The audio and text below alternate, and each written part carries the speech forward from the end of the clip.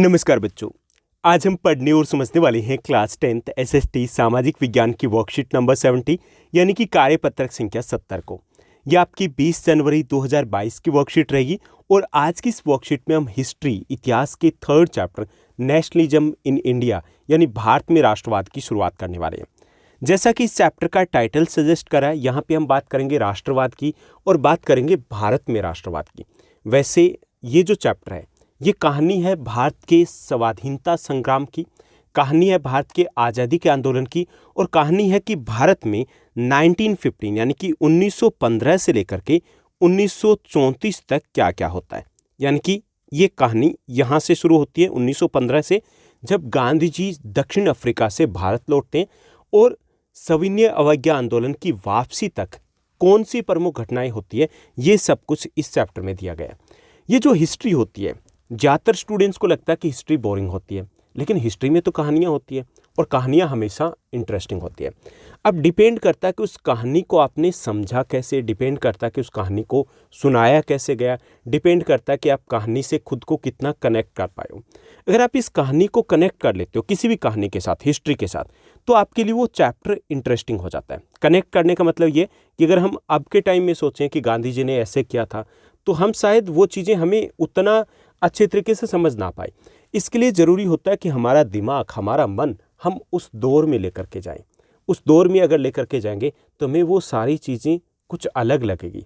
हमें वो सारी चीज़ें लगेगी कि जो इम्पॉसिबल सा टास्क था, जो भारत के नेताओं ने, देशभक्तों ने कर दिखाया था। तो ये जो चैप्टर है ऑलरेडी मैं आपके साथ शेयर कर चुका हूँ, दो बार ये वीडियोज आ चुके हैं। हिंदी मीडियम की बात करें तो हमने इसको डिस्कस किया था आपके साथ अलग अलग पार्ट्स में, काफ़ी सारे पार्ट्स आपके साथ शेयर किए थे। उसके बाद मैंने 2 पार्ट्स में इस चैप्टर को बनाया, शेयर कर दिया। उसके बाद दोबारा से 2 पार्ट्स में चैप्टर को बनाया, शेयर कर दिया। तो वो अगर 2 पार्ट्स आप देख लोगे 2 घंटे 5 मिनट के आसपास के, तो आपको वो चैप्टर बहुत अच्छे से समझ में आ जाएगा। और गारंटी देता हूँ कि ऐसा समझ में आ जाएगा कि आप लाइफ टाइम उस चैप्टर को एटलीस्ट नहीं बोलोगे, ठीक। क्योंकि वहाँ पे हम थोड़ा अलग कंसेप्ट के साथ चलें, ईयर वाइज 1950, 1960, 1970, 1918, इस तरीके से आगे बढ़ें, तो वो चीज़ें आपके माइंड में ऐसे घूमेगी कि जैसे कोई मूवी चल रही हो। ओके, इंग्लिश मीडियम की बात है तो इंग्लिश मीडियम के स्टूडेंट्स के लिए भी हमने सेपरेट उस वीडियो को डिस्कस किया है। ओके, तो उस वीडियो को देख लीजिएगा। उसके बाद आपकी ये जो वर्कशीट कुछ दिनों तक चलेगी, काफ़ी दिनों तक चलेगी इस चैप्टर की, तो वो समझना बिल्कुल आसान हो जाएगा। क्लियर। तो यहाँ इस चैप्टर की बात करते हैं, वापस हम चैप्टर के ऊपर आते हैं, भारत में राष्ट्रवाद। अब बात आती है कि राष्ट्रवाद क्या होता है। राष्ट्रवाद का मतलब होता है देश के प्रति जो प्यार होता है, प्रेम होता है, लगाव होता है, समर्पण का भाव होता है, अपनेपन का भाव होता है, जो जुड़ाव होता है, वो राष्ट्रवाद है। जो जब हम 26 जनवरी या 15 अगस्त की बात करें, तो वो जब पास में आता है, जो तिरंगा हम लहराते हुए देखते हैं, तो मन में एक अच्छा सा जोश आता है ना, पॉजिटिव वाइब सी आती है, वो राष्ट्रवाद है। या जब हम सुबह के समय में आप स्कूल जाते थे पहले, और स्कूल जाते थे तो सबसे पहले क्या होती है, असेंबली होती है। असेंबली के समय में नेशनल एंथम होता है। जब नेशनल एंथम हो रहा होता है तो मन में जो एक जोश पैदा होता है ना, वो जोश है, वो राष्ट्रवाद है। या जब भारत पाकिस्तान का मैच हो रहा होता है और हम मैच को देख रहे होते हैं, उकड़ू बैठ करके उस मैच को देख रहे होते हैं, हिलते नहीं हैं, उस वक्त हम भूल जाते हैं कि जो भारतीय प्लेयर है वो किस संस्कृति से, किस प्रदेश से, वो सिर्फ भारतीय होते हैं। उस वक्त जो भावना होती है वो राष्ट्रवाद है। इस वर्ष की अगर बात करें तो ओलंपिक्स के खेल हुए थे, पिछले वर्ष की बात करें, ओलंपिक्स के खेल हुए थे, और उस वक्त जब इंडियन हॉकी टीम ने वहाँ पर जो प्रदर्शन किया था, गजब का प्रदर्शन किया था, उस वक्त जो खुशी हुई थी ना कि देश की टीम ने धूम मचा दी, वो राष्ट्रवाद है। ओके, तो ये राष्ट्रवाद एक भावना है जिसको व्यक्त करने के कई सारे तरीके हो सकते हैं। कुछ लोग हैं व्यक्त नहीं कर पाते, लेकिन हर दिल में, हर भारतीय की बात करें तो उसमें राष्ट्रवाद होता है। उसको व्यक्त करने का, बताने का, जताने का तरीका हो सकता है कि अलग अलग हो। ओके, तो चलिए इस चैप्टर के बाद हम बात करते हैं कि यहाँ पर हम आज की इस वर्कशीट में क्या करेंगे। आज की इस वर्कशीट में हम शुरुआत करने वाले हैं इस चैप्टर की, और बात करेंगे हम प्रथम विश्व युद्ध की, फर्स्ट वर्ल्ड वॉर की। कि फर्स्ट वर्ल्ड वॉर है, उसके क्या प्रभाव पड़े थे भारत के ऊपर। क्योंकि जो फर्स्ट वर्ल्ड वॉर है, एक तरीके से इसने भारत में राष्ट्रवाद के विकास में योगदान दिया था। क्यों योगदान दिया था? कि इसी वक्त गांधी जी आए थे और उसी वक्त फर्स्ट वर्ल्ड वॉर चल रहा था। फर्स्ट वर्ल्ड वॉर के कारण हमारी समस्याएं बढ़ गई थी, कुछ समस्याएं बढ़ गई थी फर्स्ट वर्ल्ड वॉर के कारण। कुछ समस्याएं बढ़ गई थी नेचुरली। ओके, लेकिन भारतीय लोगों ने इसके लिए जिम्मेवार ठहराया कि ये सब कुछ हो रहा है अंग्रेजों के कारण, क्योंकि गांधी जी ने आकर के एक तरीके से सबके चश्मा लगा ही दिया था कि आप इस चश्मे से देखिए, समस्याओं की जड़ ये अंग्रेज हैं। तो सबको लगने लग गया कि हाँ, अंग्रेजों के कारण हमारी सारी समस्याएं खड़ी हुई है। और वो भारतीय जो अब तक सोए हुए थे, वो गांधी जी के नेतृत्व में खड़े हो जाते हैं अंग्रेजों के खिलाफ। ओके, तो चलिए शुरुआत करते हैं आज की इस वर्कशीट की। प्रिय विद्यार्थियों, अब हम भारत में राष्ट्रवाद के बारे में पढ़ेंगे। इस अध्याय में हम भारत में स्वतंत्रता संग्राम के विभिन्न पहलुओं के बारे में पढ़ने वाले हैं। मजेदार सा चैप्टर रहेगा पूरा का पूरा ये। भारत में आधुनिक राष्ट्रवाद के उदय की परिघटना की अगर बात की जाए तो उपनिवेशवाद विरोधी आंदोलन के साथ गहरे तौर पर जुड़ी है। यानी कि भारत में जो राष्ट्रवाद के उदय की जो परिघटना है, आंदोलन जो शुरुआत हुई थी, वो हुआ था उपनिवेश विरोधी आंदोलन के साथ। यानी कि भारत में जो देश प्रेम कैसे उमड़ा, अंग्रेजों के खिलाफ आंदोलन के कारण उमड़ा। ओके, उसी के कारण हम में यूनिटी आई, एकता स्थापित हुई और हम उठ खड़े हुए, क्योंकि अंग्रेजों को निकालना एक लक्ष्य था। और इसी लक्ष्य के साथ जुड़ा हुआ था कि अगर अंग्रेजों को निकालना है, कहाँ से निकालना है? हमारे देश से निकालना है, हमारे देश की भूमि से निकालना है, भारत से निकालना है, हमें देश को स्वतंत्र कराना है। तो हमारे यहाँ पर जो राष्ट्रवाद का विकास था, वो सीधे तौर पर उपनिवेश विरोधी जो आंदोलन था, अंग्रेजी सरकार के खिलाफ जो आंदोलन था, उससे जुड़ा हुआ था। उपनिवेशिक शासकों ने के खिलाफ संघर्ष के दौरान लोग आपसी एकता को पहचानने लगे थे। होता ना, जब दुश्मन का जो दुश्मन होता है, ओके, वो दोस्त होता है। तो यही बात है कि हम वैसे तो अलग अलग लड़ते रहे थे, जब अंग्रेज आए तो मेरा क्या जाता है, ये सोच करके हम लड़ते रहे और एक एक करके वो हमें कोने में लगाते गए अंग्रेज। लेकिन जब हमें बाद में समझ में आया कि भाई ऐसे बात नहीं बनेगी, बात बनेगी जब हम मिल करके लड़ेंगे, बात बनेगी जब हम देश के लिए लड़ेंगे। और ये बात जब समझ में आई तो अंग्रेजों को बोरिया बिस्तर लेकर के यहाँ से भागना पड़ा। ओके, तो उत्पीड़न और दमन के साझा भाव ने विभिन्न समूहों को एक दूसरे से बांध दिया। हम एक दूसरे से कनेक्टेड हुए। उसके बाद एक दूसरे से कनेक्टेड कैसे हुए? कनेक्ट किसने करवाया हमें? जो उत्तर भारतीय, दक्षिण भारतीय से पूर्वी भारतीय, पश्चिमी भारतीय से कनेक्ट किसने करवाया? अंग्रेजों ने। ट्रेन दे दी हमें, ट्रेन लेकर के आए ना वो 1853, 16 अप्रैल 1853 को पहली रेलगाड़ी दौड़ी। तो उससे हम देश के एक कोने से दूसरे कोने में आना जाना आसान हो गया, एक दूसरे के साथ मिलने लगे। उसके बाद उन्होंने एक हमें साझी भाषा दे दी, अंग्रेजी भाषा। इससे एक दूसरे के दुख दर्द को समझने लगे। और एक बात पता चली, भाई सबकी समस्या की जड़ एक ही है, वो है अंग्रेज, ब्रिटिश शासन। हम सब तो आपस में जुड़े हुए ना, हमारी संस्कृति, हमारी कल्चर, हमारे रीति रिवाज, हमारे त्यौहार, सब कुछ एक है। ओके, तो इसी चीज़ ने एकता का भाव पैदा किया। और इसमें जो तड़का लगाया था बाद में, वो तड़का लगाया था फर्स्ट वर्ल्ड वॉर ने। तो फर्स्ट वर्ल्ड वॉर कब हुआ और इसके भारत के ऊपर क्या प्रभाव पड़े, चलिए इसको देखते हैं। तो प्रथम विश्व युद्ध की अगर बात करें तो प्रथम विश्व जो युद्ध है वो 1914 से 1918 के बीच में चलता है। ठीक, 1914 से 1918 के बीच में दो समूह होते हैं मुख्य तौर पर, हालांकि बहुत सारे देश इसमें भाग लेते हैं। एक तरफ मित्र राष्ट्र होते हैं। मित्र राष्ट्रों की अगर बात करें तो उसमें ब्रिटेन, फ्रांस, रसिया और अमेरिका जो बाद में शामिल होता है। जबकि मुख्य तौर पे केंद्रीय शक्तियों की अगर बात करें, सेंट्रल पावर्स की, तो उसमें शामिल थे जर्मनी लीड कर रहा था, तुर्की और ऑस्ट्रिया शामिल थे। ठीक, तो यहाँ प्रथम विश्व युद्ध का भारत के ऊपर क्या प्रभाव पड़ा? तो विश्व युद्ध ने एक नई आर्थिक और राजनीतिक स्थिति पैदा कर दी। इसके कारण रक्षा व्यय में भारी इजाफा हुआ। जो ब्रिटेन था तो उसको, क्योंकि एक लंबा युद्ध खिंच गया था, इसकी उम्मीद उन्हें भी नहीं थी। तो जब लंबा युद्ध खिंच गया तो उनका अच्छा खासा खर्चा हुआ युद्ध में। अब इसी खर्च की भरपाई करने के लिए क्या किया कि युद्ध के नाम पर कर्ज लिए गए और उन कर्ज को भरने के लिए टैक्स में वृद्धि कर दी गई। ओके, करों में वृद्धि कर दी गई। यानी कि पहला प्रभाव क्या पड़ा?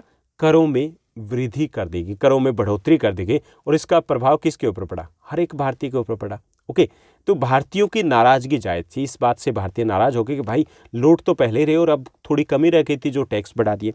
दूसरा, सीमा शुल्क जो था उसको बढ़ा दिया गया। ओके, सीमा शुल्क मतलब इससे भी जो वस्तुएं देश में बिक रही थी वो और ज़्यादा महंगे हुई, यानी कि महंगाई में बढ़ोतरी हुई। इसके साथ साथ आयकर है, इनकम टैक्स है, उसकी शुरुआत की गई। पहले नहीं लगता था, लेकिन इनकम टैक्स है वो एक नया टैक्स लेकर के आए।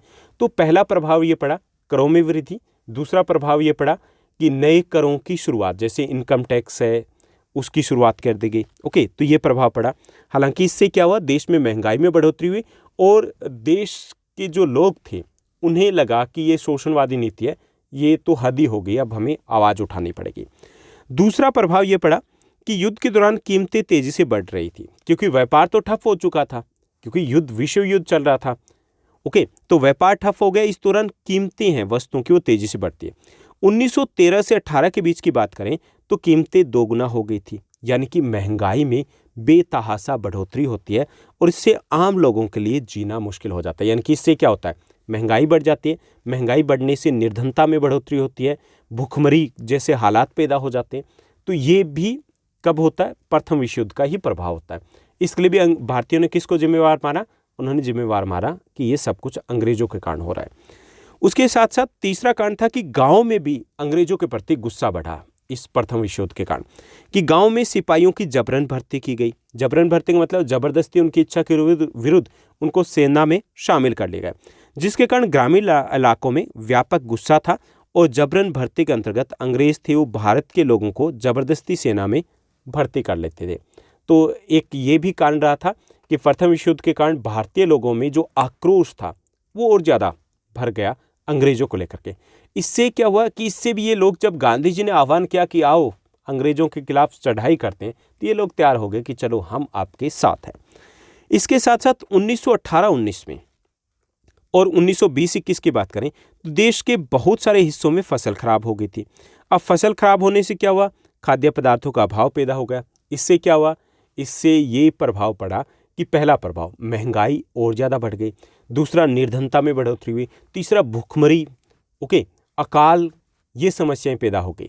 ओके, तो ये भी समस्या किसके कारण हुई, प्रथम विश्व युद्ध के कारण हुई, क्योंकि इस दौरान व्यापार ठप हो चुका था और कृषि की तरफ उतना ध्यान दिया नहीं जा रहा था, ऊपर से फसलें खराब हो चुकी थी। तो इससे जो स्थिति है वो और ज़्यादा भयावह हो जाती है और अंग्रेजों का यहाँ पर फोकस या ध्यान उतना था नहीं मैनेजमेंट की तरफ, तो यहाँ पर भी भारतीयों ने इसके लिए अंग्रेजों को जिम्मेवार माना। उसी समय फ्लू की महामारी भी फैल गई, इससे भी हालात और ज़्यादा खराब हो गए। जैसे अब कोविड फैला हुआ ना, ऐसे स्पेनिश फ्लू आया था, 1918 में आया था, 1918 से लेकर के 1921 के आसपास तक रहा था और इस महामारी के कारण 120 से 130 लाख लोग मारे गए थे, ऐसा कहा जाता है। और कुछ आंकड़ों के अनुसार ये कहा जाता है कि लगभग 2 करोड़ के आसपास लोग थे वो भारत में मारे गए थे। ओके, और पूरे विश्व में 5 करोड़ से अधिक लोग मारे गए। 2 करोड़ लोग मतलब ये कि आज के समय के अनुसार 10 करोड़ लोगों के बराबर है। समझ रहे हो ना, 10 करोड़ लोगों के बराबर है। तो इतनी बड़ी भयानक महामारी थी। कैसे पहुंची थी कि एक जहाज आया था बॉम्बे पोर्ट के ऊपर, बंदरगाह के ऊपर, उसी के साथ वो फ्लू आई थी और फ्लू जैसे ही कोविड फैल रहा है ऐसे ही वो पूरे देश में फैल गई थी। उस वक्त तो लोग कनेक्टेड भी कम थे, पॉपुलेशन भी कम थी, तो भी वो इतनी तेजी से फैली थी। ओके, तो इसके कारण भी भारत में स्थिति काफ़ी ज़्यादा खराब हो गई थी। तो ये प्रभाव रहे प्रथम विश्व युद्ध के। अब इसको एक कंक्लूजन में भी दे सकते हैं, इसके प्रश्न कैसे आ सकते हैं, ये 5 मार्कर क्वेश्चन आपके एग्जाम में आ सकता है। प्रथम विश्व युद्ध के भारत के ऊपर क्या प्रभाव पड़े, सीधे तौर पे लिख दोगे, करों में वृद्धि हो गई, नए करों की शुरुआत की गई, जैसे आयकर हो गया, इससे महंगाई में बढ़ोतरी हुई, निर्धनता में बढ़ोतरी हुई। प्रथम विश्व युद्ध के अंत के बाद जो बेरोजगारी है उसमें बढ़ोतरी हुई, क्योंकि सेना में भर्ती गए लोगों को वापस निकाल दिया गया। ओके, अनाज की देश में कमी हो जाती है, देश में महामारी फैल जाती है। ओके, और जबरन भर्ती के कारण भी लोग हैं वो अंग्रेजों के खिलाफ खड़े हो जाते हैं। तो ये प्रभाव पड़े थे। अब एक क्वेश्चन टेढ़ा करके पूछ सकते हैं कि प्रथम विश्व युद्ध ने किस प्रकार देश में आज़ादी के आंदोलन या स्वतंत्रता आंदोलन के विकास में योगदान दिया था। ओके, तो इसमें हम पहले तो यही कारण बताएंगे किसके ये प्रभाव पड़े, उसके बाद हम कंक्लूजन में लिख देंगे कि इन सब कारणों के लिए भारतीय लोगों ने जिम्मेवार ठहराया ब्रिटिश सरकार को, और इसीलिए इस युद्ध के बाद ये लोग थे गांधी जी के नेतृत्व में अंग्रेजी सरकार के खिलाफ उठ खड़े हुए थे, और इससे भारतीय लोगों में एक सामूहिकता का भाव पैदा हुआ, उनमें वो गुस्सा पैदा हुआ और उन्होंने निर्णय लिया कि अब तो हम अंग्रेजों को यहाँ से निकाल कर ही दम लेंगे।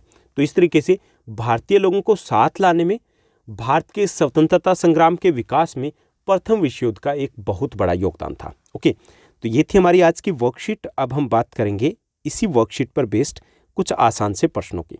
तो आज की इस वर्कशीट में 3 प्रश्न दिए गए, चलिए देखते हैं इन प्रश्नों को। तो पहला जो हमारा क्वेश्चन रहेगा कि जबरन भर्ती से आप क्या समझते हैं, ये हमें बताना है। तो इस प्रक्रिया में अंग्रेज भारत के लोगों को जबरदस्ती उनकी इच्छा के विरुद्ध सेना में भर्ती कर लेते थे। प्रथम विश्व युद्ध के दौरान बड़े पैमाने पर भारत में जबरन भर्ती की गई थी, यानी कि जबरदस्ती कि आपको सेना में जाना है तो जाना है, आपके पास कोई ऑप्शन विकल्प नहीं था। ओके, उसे जबरन भर्ती कहा गया। उसके बाद सेकंड दूसरा हमारा प्रश्न रहेगा, दूसरा प्रश्न है कि भारत में प्रथम विश्व युद्ध के पड़े प्रभावों का वर्णन करना है। ओके, तो पहला जो प्रभाव पड़ा प्रथम विश्व युद्ध का कि भारत में प्रथम विश्व युद्ध के बाद करों में वृद्धि की गई, कि युद्ध से होने वाले रक्षा खर्चे में हुई वृद्धि को यानी कि घाटे को पूरा करने के लिए इंग्लैंड ने कर्ज लिए और टैक्स बढ़ा दिए। पहला प्रभाव यह पड़ा कि करों में वृद्धि कर दी गई। दूसरा इनकम टैक्स कि अधिक राजस्व यानी कि रेवेन्यू कलेक्ट करने के उद्देश्य से सीमा शुल्क है उसको बढ़ा दिया गया। साथ ही साथ जो आयकर है, इनकम टैक्स है जो पहले नहीं होता था, इसकी शुरुआत कर दी गई। तीसरा महंगाई, 1913 से 18 के बीच में अधिकतर चीज़ों के दाम वो दुगने हो गए और कीमतें बढ़ने से आम आदमी की मुसीबतें हैं वो बढ़ जाती है। निर्धनता में बढ़ोतरी, इस दौरान महंगाई, अकाल, महामारी इत्यादि के कारण देश में निर्धनता है उसमें बढ़ोतरी होती है, यानी कि गरीब लोगों की संख्या है वो ज़्यादा बढ़ जाती है। ओके, साथ ही साथ प्रथम विश्व युद्ध में लड़ने के लिए लोगों को सेना में जबरन भर्ती किया गया था, जिसके कारण ग्रामीण इलाकों में बहुत अधिक आक्रोश था अंग्रेजी सरकार के खिलाफ, यानी कि अंग्रेजी सरकार है उससे नाराजगी और ज़्यादा बढ़ जाती है। तो ये प्रभाव पड़े थे प्रथम विश्व युद्ध के। उसके बाद नेक्स्ट जो हमारा क्वेश्चन रहेगा, अगला जो प्रश्न है, तीसरा प्रश्न है कि अपने शिक्षक, माता पिता अथवा इंटरनेट की सहायता से फ्लू महामारी और उसके प्रभाव के बारे में जानकारी एकत्र करनी है आपको। ओके, तो स्पेनिश फ्लू सन 1918 में पूरे विश्व में फैली एक वैश्विक महामारी थी, जैसे कि कोविड है, same as it is. Okay, जिसने 1918 की फ्लू महामारी भी कहा जाता है। इसे अक्सर मदर ऑफ ऑल पेंडेमिक्स भी कहा जाता है क्योंकि ये सबसे बड़ी महामारी थी। इस फ्लू ने दुनिया की 1/3 आबादी को संक्रमित कर दिया था। इतनी 1/3 आबादी लगभग कोविड से संक्रमित हुई, लगभग उतना ही वैश्विक प्रभाव वाली यह महामारी थी।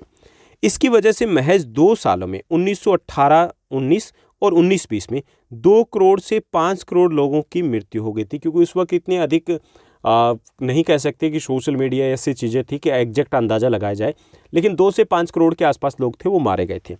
1911 से 21 के बीच की अगर बात करें तो जब जनगणना हुई थी 1911 के बाद 21 में, तो इसमें भारत की जो जनसंख्या थी वो पहली बार बढ़ने की बजाय घट गई थी, जो ज़्यादातर स्पेनिश फ्लू महामारी के कारण ऐसा हुआ था। एक अनुमान के अनुसार भारत में 1 करोड़ 80 लाख के आसपास लोग मारे गए थे इसी स्पेनिश फ्लू के कारण। तो अगर हम भयावहता की बात करें तो वो जो महामारी थी वो कोविड से कहीं ज़्यादा भयानक थी, क्योंकि उस वक्त इतनी अधिक जनसंख्या नहीं थी और उसी जनसंख्या में से लगभग 23 करोड़ के आसपास जनसंख्या थी, 2 करोड़ के आसपास लोग मारे जाना, सोचिए कितना अधिक उस वक्त भयानक रूप से ये महामारी फैली थी। तो ये थी हमारी आज की वर्कशीट। उम्मीद करता हूँ सब कुछ आपको अच्छे से समझ में आया होगा। अगर आपको ये वीडियो, ये वर्कशीट अच्छी लगी तो इस वर्कशीट को लाइक और शेयर जरूर कीजिएगा। और हाँ, भारत में राष्ट्रवाद ये चैप्टर, कंप्लीट चैप्टर 2 पार्ट्स में ऑलरेडी मैं आपके साथ शेयर कर चुका हूँ। अगर आपने इस वीडियो को नहीं देखा तो इस वीडियो को देख लीजिएगा। क्लास 10 सोशल साइंस के जीनियस बैच में, क्लास 10 सोशल साइंस के लीडर्स बैच में आपको ये वीडियो मिल जाएगा। आज के लिए बस इतना ही। Thank you, bye bye, have a nice day.